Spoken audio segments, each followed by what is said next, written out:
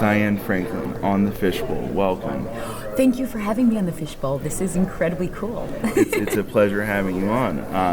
I am a huge fan of your work. I've been following your career for a long time. Wow. I'm in '88, so technically I'm in the '80s. Born in the '80s. Born right? in the '80s. Nice. I like to think the best time of the '80s also, because it's like you're at the tail end where it's like you get the best of what came prior in the '80s already, and then you're there for the best of what the '90s has to offer. Yeah, no, I think you're right. It's fun that I'm really honored that you value the '80s, because obviously, when you're you're growing up during that time, you don't realize when you're in your own time period and you're growing up, you don't realize necessarily how this isn't how it's always going to be. But I did remember that it was an amazingly exciting and fun time, and it was an up energy time. In comparison, say, to the 70s, for me, the 70s was more of a sedate. It was an action time, but it was definitely more sedate compared to the 80s. And the 80s was a time where different became in, and fun became something you could be, whereas it wasn't something you'd be ashamed of. Like, there are time periods where you go through where it's like, oh, don't be so happy because life isn't that great, and we bounce back and forth through it, I think, as people, to balance our worlds. When things get too upbeat, like, let's be real, when things get too real, we go, well, come on, calm down, lighten up, but I think that the 80s as a generation, as a decade, will be remembered as an upbeat time, and a time where teenagers were honestly kind of glorified. Like, they were not only just, the audience was not only there to watch the films and go to the movies, there were great date movies, but teens were leads, and this wasn't happening before ever. And so, for whatever reason, if it was commercialism or merchandising, teens got to be the focus of films. And because of that, what I think is so amazing is the emotional experience that a teenager goes through, that is unlike childhood necessarily, or even adulthood. It's those transitions and the high stakes and the vulnerability, and that is obviously so interesting. You can identify with it, and it makes great filmmaking too. So I think everybody won during that time, and hopefully it'll come back again, that sort of feeling, Right. Well, I think a lot of the John Hughes movies of the 80s were the epitome of what you just said. Yeah. And one of my favorite movies, while it wasn't a John Hughes movie, it was Better Off Dead. Oh, Savage Steve Holland doing Better Off Dead. Well, John Hughes films became the mainstream teenage film, and then I was actually did more of the cult films from that. Better Off Dead was more of a cult comedy. It was. Offshoot. So what we had is, here we go, we create this genre of filmmaking, right? It's like these teen films. And so there's a hierarchy of it. So like John Hughes films became a commercial success, and so many kids identified with those characters and became those people out of those, they suddenly saw these different, whether it be the jock or the druggie or the good girl or, the quirky girl, everybody had their own identity, and they could hook on to those identities and make it and say, okay, I can associate with that person and it's real. But what was interesting with Better Off Dead is that it wasn't so much identifying with the characters, we identified with the humor of our life. Oh my gosh, we went through this, and maybe in our eyes it was very dramatic, but actually when we look back, that was really funny. Why couldn't we maybe have a little more sense of humor about being tormented by someone, or being or falling in love, and I think what I really love about Better Off Dead, aside from the brilliance of Savage Steve Holland's writing and that we just had a great time shooting the film, was that it sends such a good message as a film about how to deal with life. And not all films really, they might be catchy and they might be come out when you're growing up, but they don't necessarily send a message that you can, put your life on. Like you can go, I want to be like that person, or I want to have a life like that, and those role models, I mean, are far and few between. And I really love Better Off Dead. I just think it's there's so many aspects of that film that are great as characters. I mean, I certainly love my character as a female character. It rocks. I'm very hardly ever see a girl who's feminine but capable, and self-effacing and funny, but also romantic, and you hardly ever get that to see as a character. And then also the lines. I seriously, every time I meet someone at a convention, people come up to me and they tell me a line of dialogue that they use from Better Off Dead that pertains to their life. Like somebody said to me recently, oh, every time somebody makes a spelling error, like they say something wrong or they spell something wrong, we say, NT, like remember NT is, right. The line from there, like tentacle. And so I thought, how fun that we can use that, those words from the film to even today. Right. So I'm very proud, very excited when people remember that film and they come back and they say, they loved it. For me, it was like I love the John Hughes movies. They're they're unique. They're part of your childhood. They're part of my childhood, exactly. But the films that I always liked more, or you want to watch again, that I want to watch. I'll watch, The Breakfast Club over again, and I'll watch Pretty in Pink over again. But I was always more a fan of the B grade movies and the cult movies, and John Cusack did a number of the cult teen movies in the 80s, and I've always been such a huge John Cusack fan. Because he's so endearing. The thing about John was he was like the guy you felt bad for him. Right. The stories were set up to do that to any actor who had played that role, but there was such an endearing quality about John. Like you just felt like, oh, John, I'm so sorry for you. He's just, there's a part of an actor that it goes beyond. With actors, I think there comes a place where the quality of the actor, it's the person who shows through, and you could have a different person in that role, it wouldn't have been the same. It wouldn't. It wouldn't. And so wouldn't. that's where you start going, that person has a quality that is just lovable. It really is. And he was lovable in those films. The movie that I really, really like of his, and it's from the 90s, but it's like a tribute to his 80s movies era, was Grosse Pointe Blank. You know what? Out of all the films, I have not seen that film, and I really want to see it. You have to see it. It's especially, with the concept. It's like basically John Cusack is like playing, in a sense, himself from those 80s movies, but he's a hitman.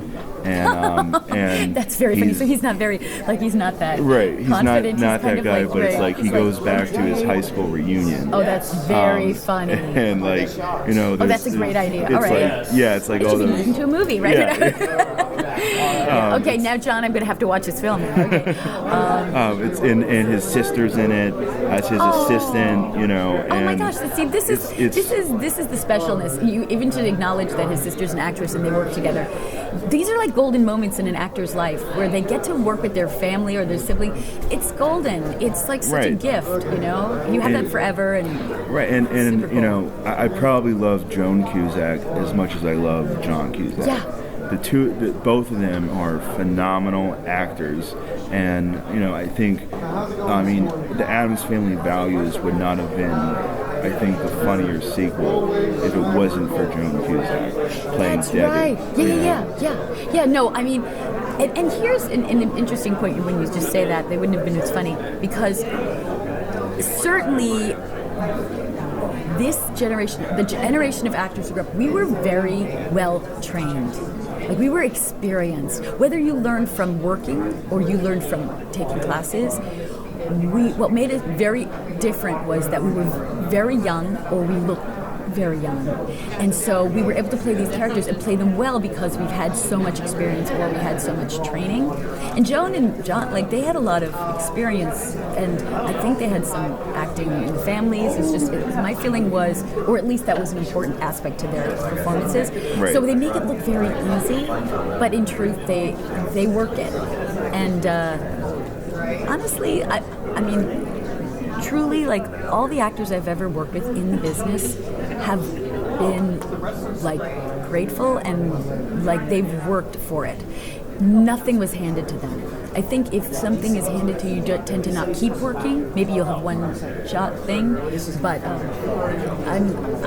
when you're a professional actor, you see people like over and over again, and then therefore you're in the corner and you like go, oh, I want to see their next film, or I'm excited. Right. But like when in the 80s, I was working so much, I couldn't even watch a lot of the other films because you're working, right. You're busy. So now it's so exciting going to these conventions because I get to hang and meet all these actresses that have already had their careers, and so now we get to look at each other's work and go, you go girl, or or you guys, like, you did an amazing job, or I was a big fan of yours, and they're sitting there going, really? Like, I was a fan of yours. I would assume that it's sort of like, it's kind of like a high school reunion when you come to these conventions.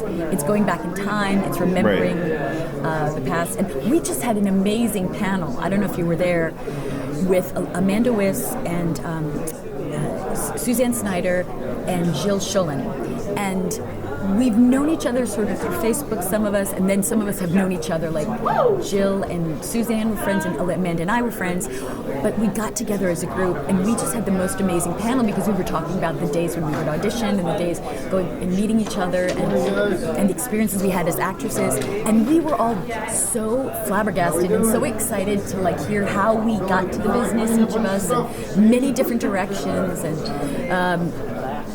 it's exciting. I said to them we should do like an 80s party, or like a thing where we get all the 80s actresses together, either a TV show or a film. Right. Because I think people would love it as far as, it brings back some great memories. And the 80s women, we got it going on. I mean, like, we're the first generation of women who were teen actresses, so we worked to keep ourselves looking good and kind of like we appreciate that history. So you find a lot of 80s actresses, as well as 80s women in general, who are not going to let themselves let themselves go. They're going to try to, take good care of themselves. I don't know if that's a reflection of the time, or maybe because we are in videos and like things you're recorded now, whereas the generation before never really had that opportunity. Right. I'm sorry to run on, but one of the things we talked about on the panel was that earlier generations, they never got the gift of being able to have their film seen like on the internet.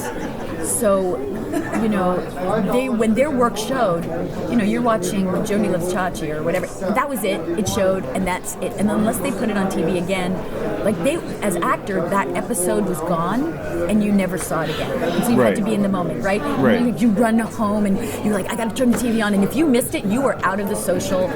Right, exactly. There was no on-demand. Right. There was no TiVo. No, there was no. You could not. Right. If you didn't do your homework and watch that show when it came on, you were socially you were out of it in the world because all your friends came to school and talked about that episode, and you never saw it.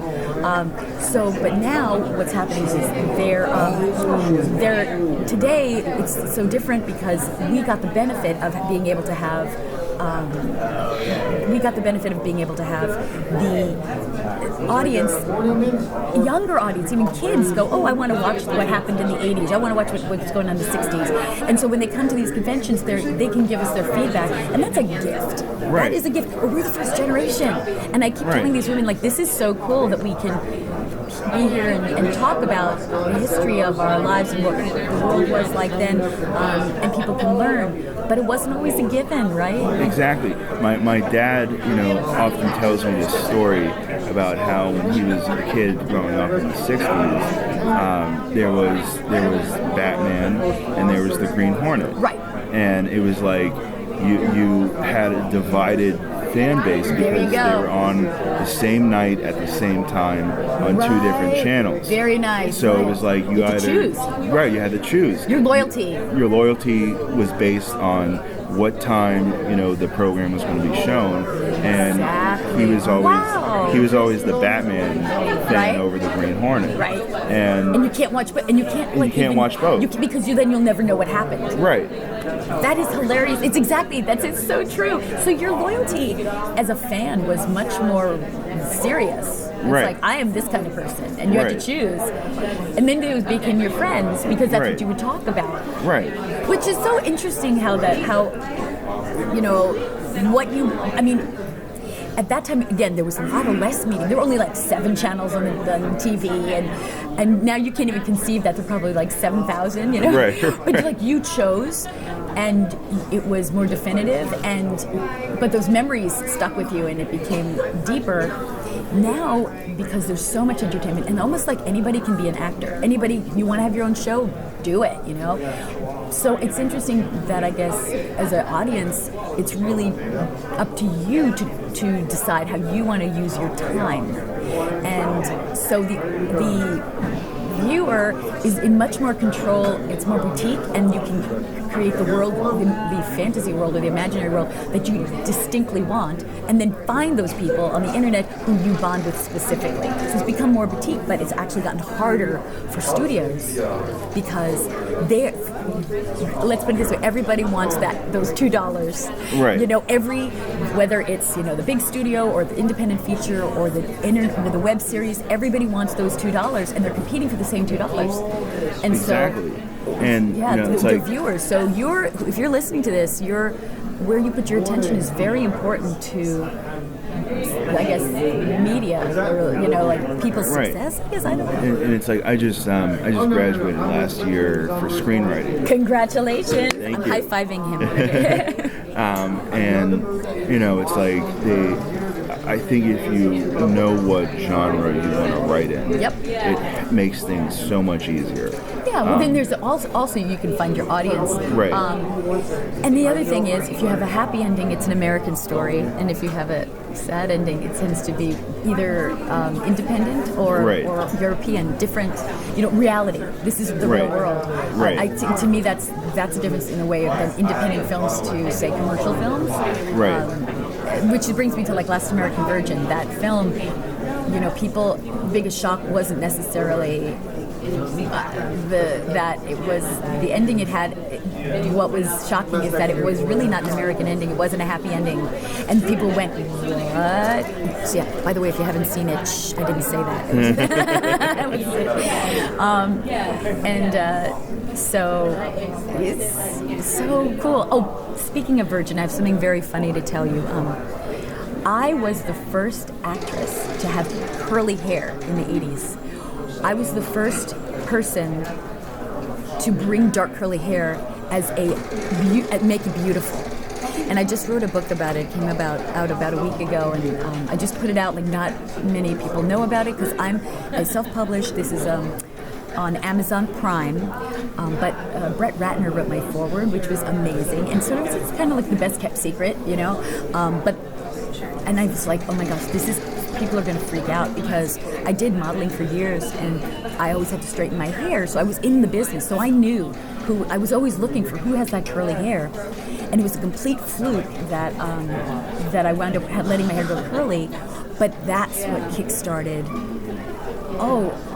diversity, like seriously, dark hair, curly hair became, because it was Last American Virgin. I was supposed to be the American dream girl, and I was not. No, it was blonde hair, blue eyes. I'm sorry, that's just the way it was, straight blonde hair.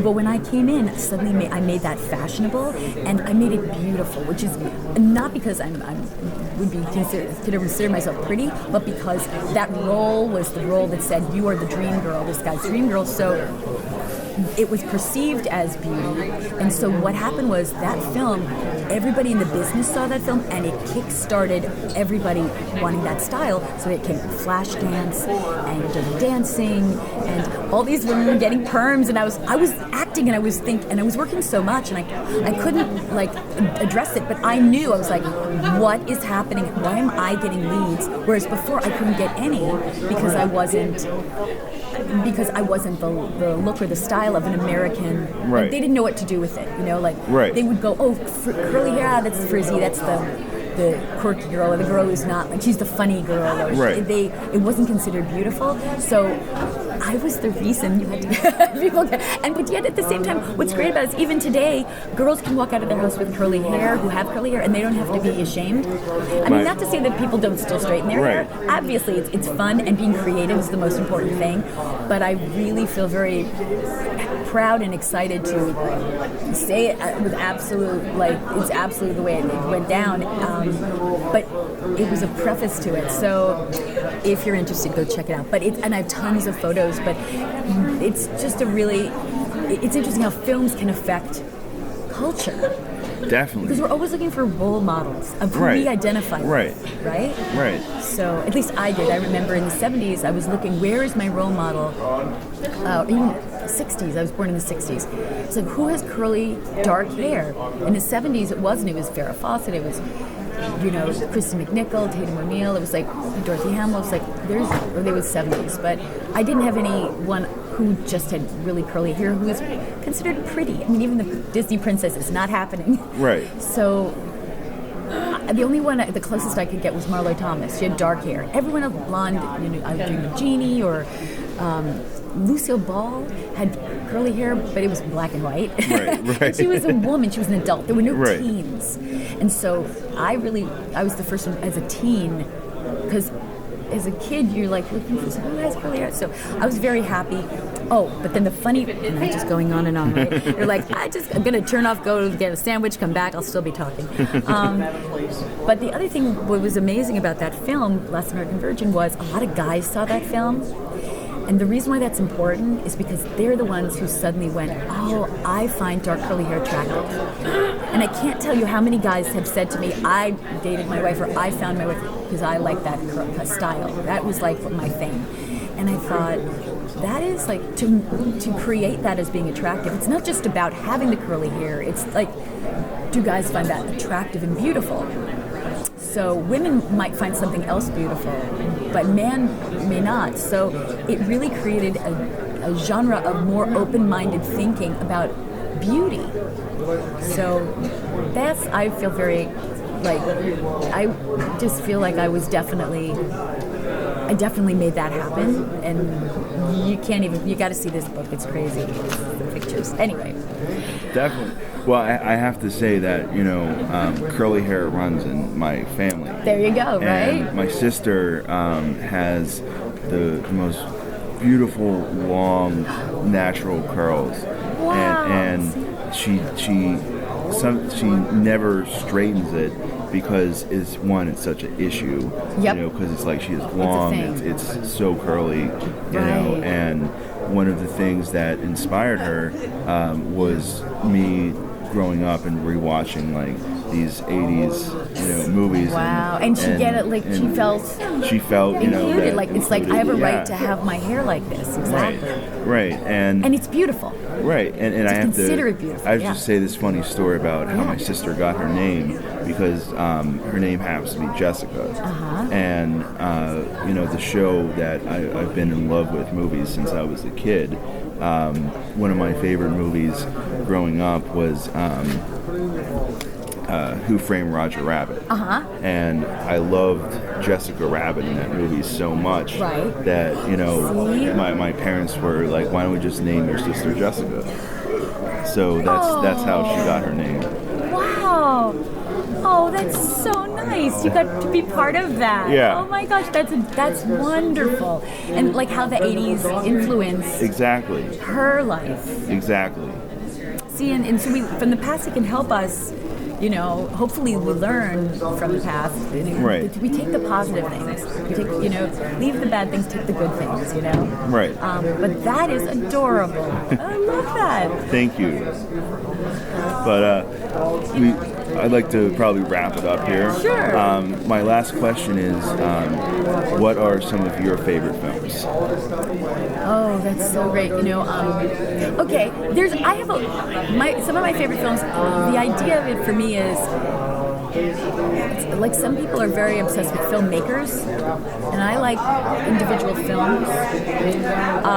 But I have a wide range of the kind of films I like, and I think it has to do because as a person, I'm very creative, so I appreciate all styles. And this is an interesting film. It's a European film, but I think because of this film, I like the message it sends. There's a film called Wings of Desire. It's a beautiful soundtrack, and probably most of you guys haven't heard of it. But I think the idea of it is that it's about people who go through their life, and they have maybe some kind of sorrow or sadness, and there are these angels who are normal people. They're like dressed as normal people, but they might have like a black coat on. And the people who are like having their normal life or their sadness never see the angels walking around them. And by the way, I'm not a religious person. I'm in a sense, but I am somebody who thinks in the big picture. So in the story, the angels, when someone feels sadness, touches their shoulder, and then suddenly the person's inspired, or they see something that's hopeful, and their life changes. And the angel isn't one angel, there's a lot of different angels, and it's almost like the job of the angel is to touch people to make them realize the value of life, and then they move on. And it's such an interesting, that big idea is I just really like that thought. And that's how I kind of go through my life. Like, I think it's very grateful, and I really believe we all touch each other in lives. So it's not like, a Superman movie or something, but right. it's not like I have to get heavy or deep, but it's a movie that I feel has a grounding thing and maybe it's what it is I believe sometimes films give you a philosophy of life that helps you understand and teach you how to deal with life, right? Right. So I think when you're a filmmaker, you want to pass on good help to people. You want to pass on things that will help people in their lives. So that's one movie that I really love. And then, of course, honestly, I love Better Off Dead. I'm sorry. Well, who doesn't? You have Van Halen as a meat sandwich doing guitar solo. Yeah. Oh, it's like seriously. And the lines, the reason why I like Better Off Dead, and I'd have to say it's one of my favorite films, is because when I got the script, I said, I don't even care if I get this movie. I want to watch this movie.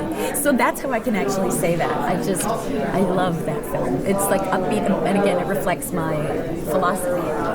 And then, what else? Oh my gosh. As horror goes, I remember The Exorcist and Jaws, wonderful films. That was kind of growing up. I love those films. I like Dressed to Kill with Angie Dickinson. Oh, that's a great movie. These are movies that have stuck with me. Yeah. I guess Dressed to Kill really I remember when you watch a film and it sticks with you, that because you've been affected emotionally. Right. I have to say, I wasn't a cinephile. I didn't watch everything because as an actor, you don't want to put things on a pedestal because then you can't act them. Right. If you watch too much film, you're going to say, oh my God, that director or that person. You have to be a person. You always have to be real. So if you put it too high, then you can't act with those people. You can't be a person with them. But I will say, what's very exciting to me is because my films have been out for such a long time, a lot of directors have been able to see it. So I've had the great fortune of having Quentin Tarantino say that he likes my work, and Brett Ratner, writing my forward. What gifts? Those are the people that I grew up with. I know of, film working with film, and you just never know whose life you affect when you are an actor. So the key is you must always commit and come from your heart and work and give all of yourself to film, because in the future people will watch it and you want to give them a legitimate moment because it's there forever. As much as as long as we keep the medium so you can keep watching it, keep switching DVD, Blu-ray, Laserdisc, whatever that was, so that's what it is. But I have to share something before we go. Sure.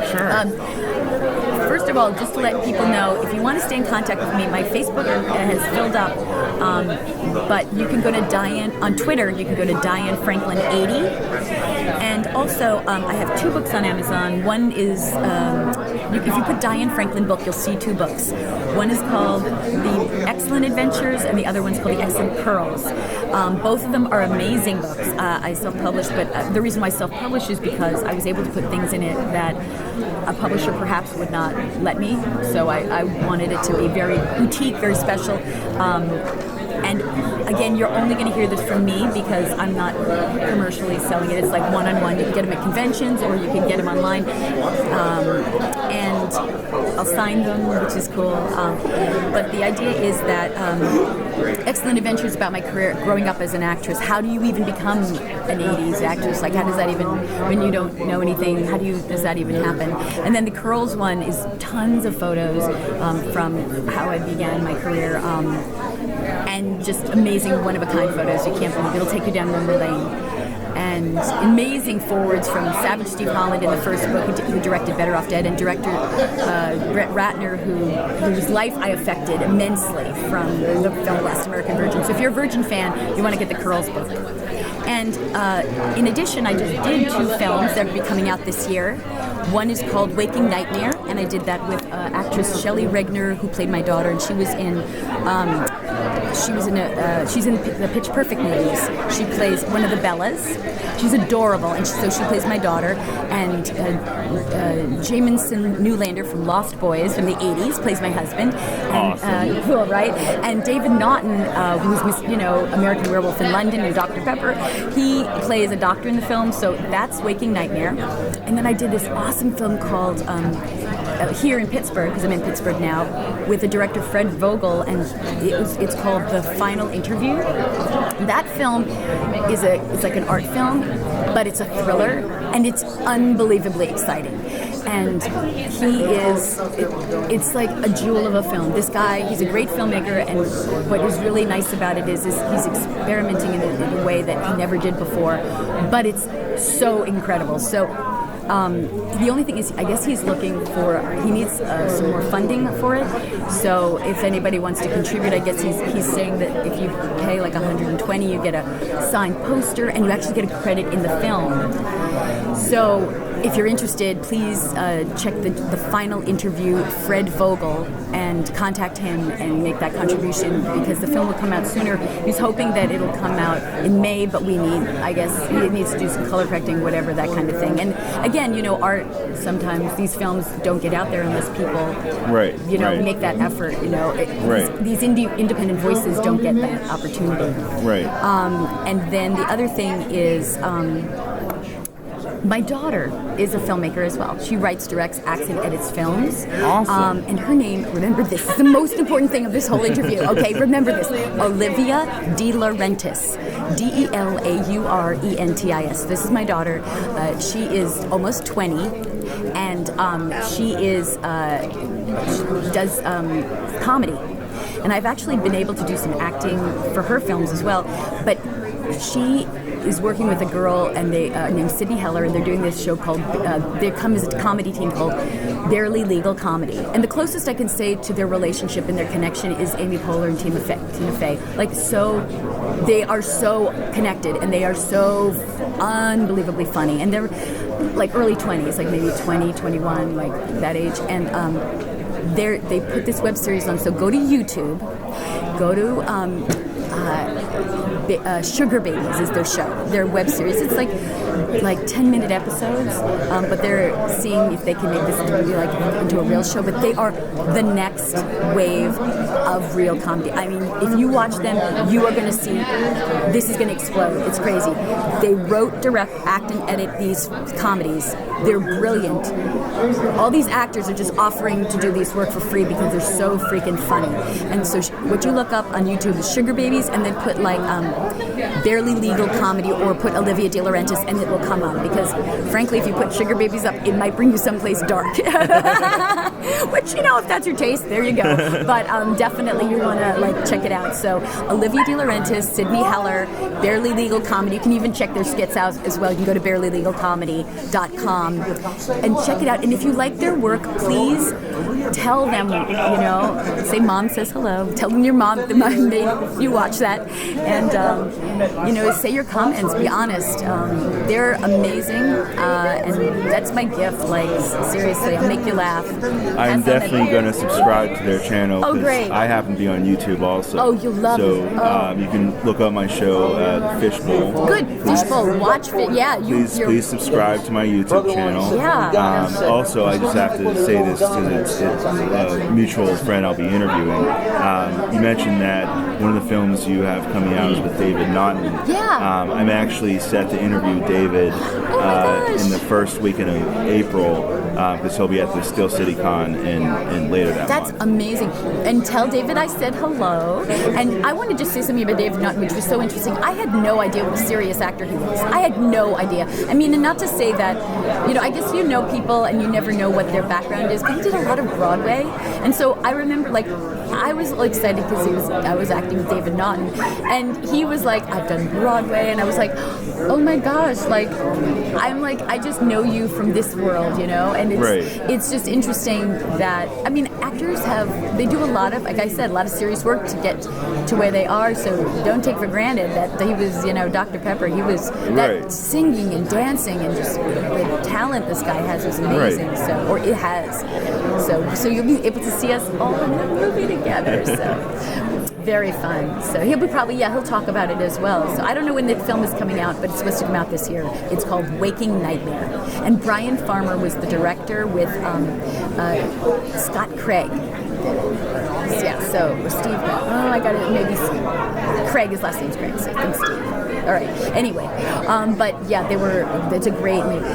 So. Awesome. I know I will definitely check it out when it hits theaters. Thank you. Or DVD, whatever release it gets. I'm going to definitely check it out. Thank you so much, Sam. You're awesome. I love the Fish Bowl. Yay, you are Fish awesome. Diane, thank you for coming to swim in the bowl with me. It was fabulous. I loved it. Très magnifique. I loved it. It was wonderful. You are not like Ricky. You are more like Len. Awesome. Thank you so much. Thank you.